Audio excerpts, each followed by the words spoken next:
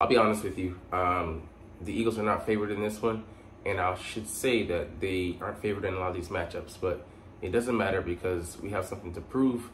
We definitely don't want to go out like we went out last week, sad, being pathetic in several parts of our game. So we may not have the matchups, but we do have the players. So we'll see if the coaches were able to get it right and if the players heed to what they were supposed to take during those sessions. And we'll see if it bears fruit, man.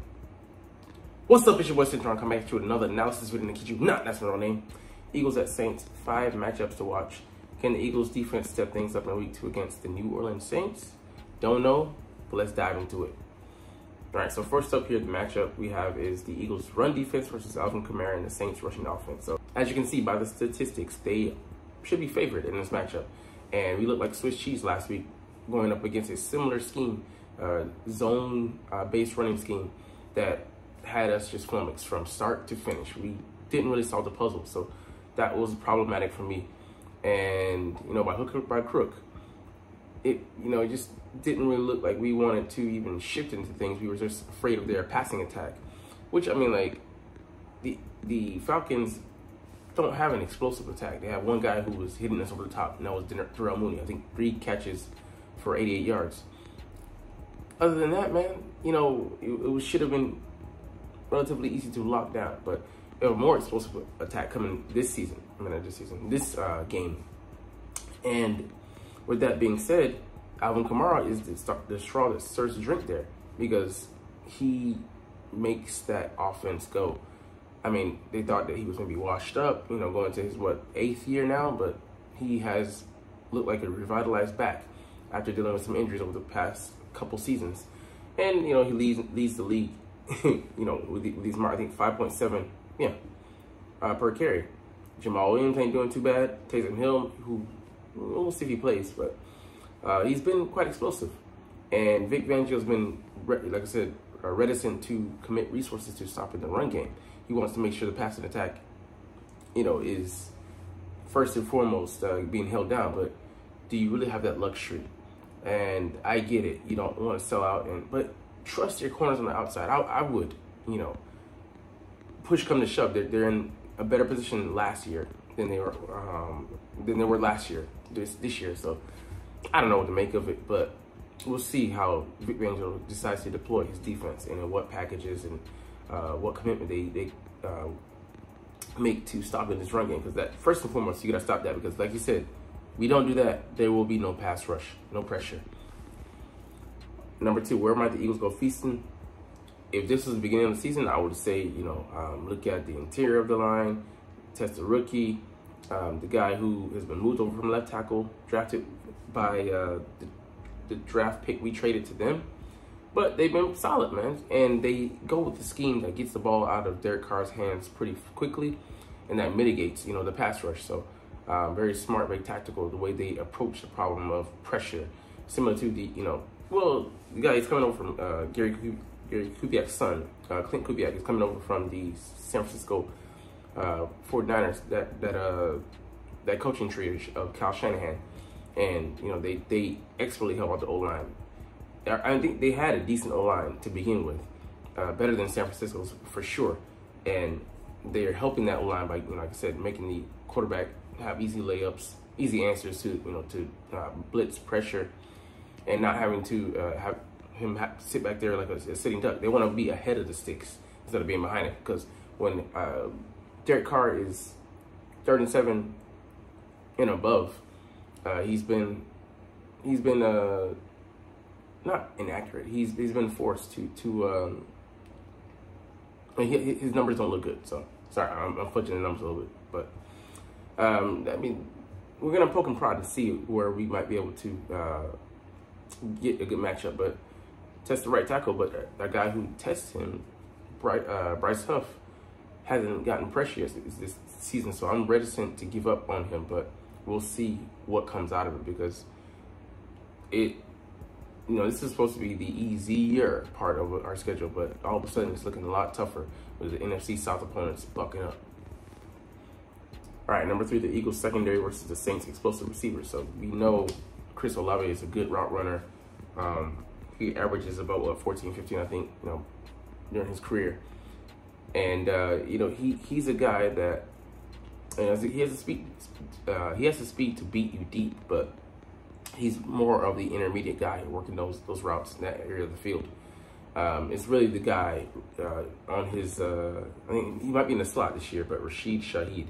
Since he came into the league, he's been doing pretty well against us in his rookie years. He had 6 targets, 6 catches. I think for 70 odd yards and a touchdown. So I mean, the guy's, you know, pretty good. And the first 2 weeks of this year, 59-yard touchdown, 70-yard touchdown against Dallas.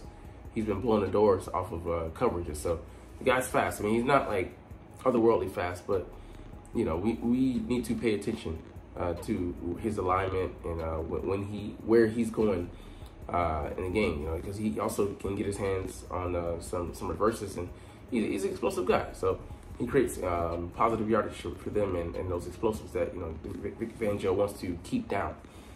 But like I said, Derek Carr. I mean, what can we do to speed up his clock, to get him off his spot?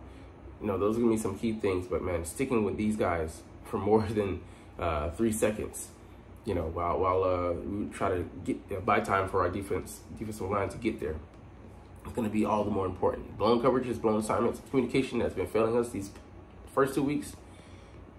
Got to minimize those. All right, number 4, Saquon Barkley and Jalen Hurts versus the Saints run defense.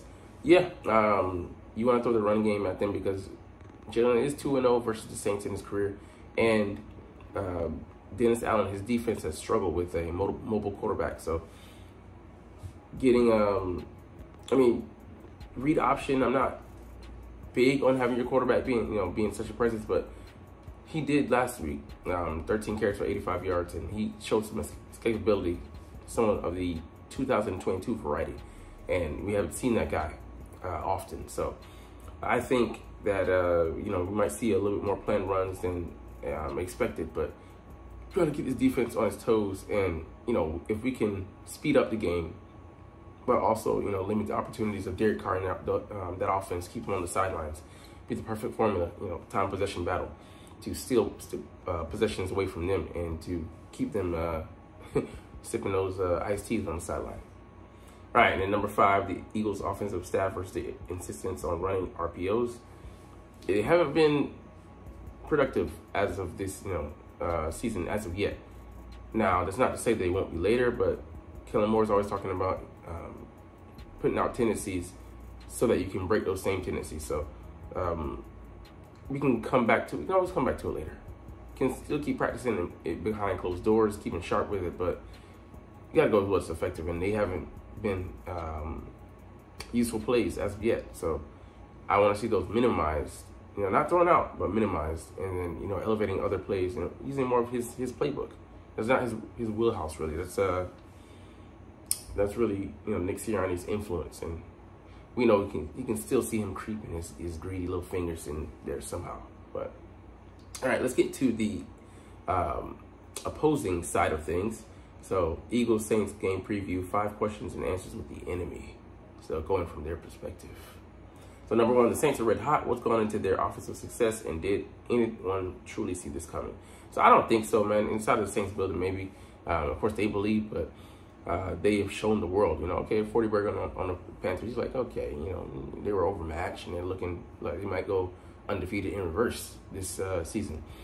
But hanging that on the Cowboys at their house, when, you know, they typically have played well there and, you know, dominated, was like kind of, okay, a little bit of a wake-up call for the rest of the league. But Clint Kubiak in the offense he's brought in, you know, the personnel packages and just emotions and shifts. So they're tops in the league with 42% dropbacks with pre-snap motion and play action. So, I mean, they're going for it all. You know, they're giving you some eye candy, checking, identifying on the defense, as well as moving bodies out of places where they want, you know. So, you know, kind of similar to what we want to do on offense. And it's been working for them. And then it run that zone running scheme. So it gives about a unique interface. You know, like I said, the Kyle Shanahan offenses are taking over very heavily influence on the league right now. So people want people coming from that that coaching tree and want to implement elements of that offense. So, I mean, I think it's just been a good fit for them.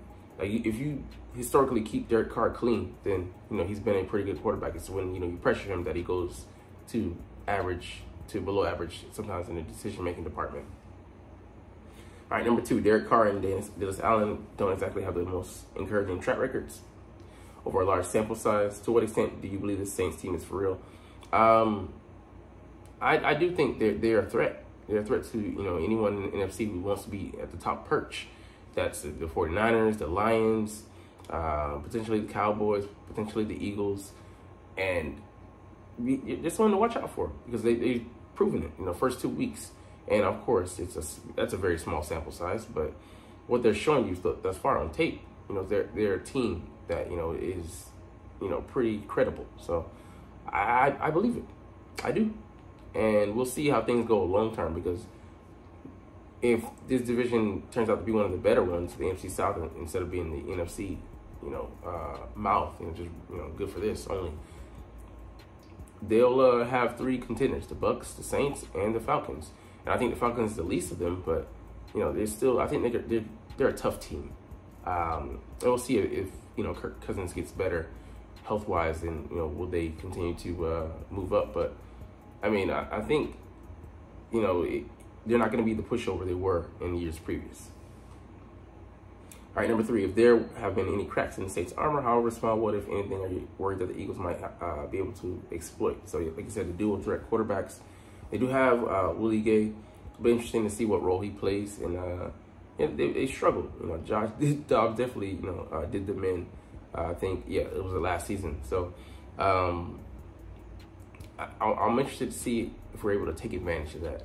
And then, you know, take advantage of plays off of that. You know, like I said, you know, the big brain chess moves, you know, thinking 3 steps ahead and setting up things, you know, that you're gonna reveal and try to, you know, test out, exploit later in the third, you know, fourth quarter, second half. So, yeah, I'm, you know, they both sides are professionals. They put in work. They're gonna find, you know, the chinks in each other's armors and try and exploit those. Although, you know, some of those have been on display openly for the Eagles with the, you know, weak run defense and the way our offense has gone away from certain things, you know, like running the ball when they shouldn't have. But anyways, all right, number 4, assessing, you know, pretty much the draft trade that we had with the Saints. I still like what we got from it better than what they got, but I'll say it's hinging on the O-line player they got, Trevor Penning. Yeah, we'll see how that develops, but right now you got like A.J. Brown, Jalen Carter, Cooper DeJean. Just that alone, you know, don't even need anything extra. Just these 2, you know, because you got a middling player, you don't know what he's developing into, and you got, you know, a pretty good starter. We got a you know, all-star, a potential all-star, and then you don't know what he is, but just for, like I said, just for those 2, that's 2, you know, very good starters who are blue chip players at their position. So I'll take that any day. All right, lastly, let's get to the roster moves the Eagles made before this game. So Paris Campbell and Jack Stahl have been elevated from the practice squad, and it wasn't E.J. Jenkins, who was more of a receiving threat. It was Jack Stahl, the guy who's a solid blocker. So it'll be interesting to see what we do in these 3 tight end sets.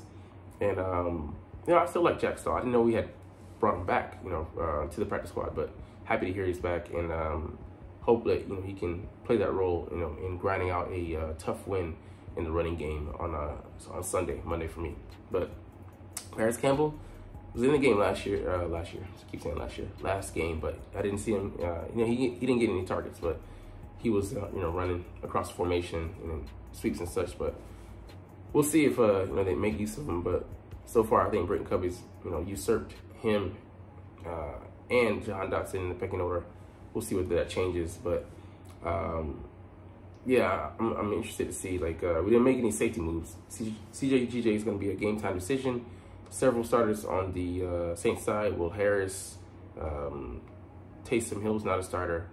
Marshawn Lattimore has been upgraded to starting, but he's got a hammy, so we'll see if we can put him back on the sidelines. But several other guys are are questionable coming in, so we'll see how that shakes out. But anyways, we'll end the video here because you're not even watching them, but it's all good because I love making these videos and I love talking about the freaking stinking Philadelphia Eagles. I had to make the rap because I was stumbling bubbling. Anyways, like I said, we're gonna try to do this officially, but as always, it's fly Eagles fly, and let's motherfucking go. Like, comment, share, subscribe. Thanks for watching. Check me out at Cintron, Cintron Anime, Cintron Life, or Cintron Laughs, or other social media.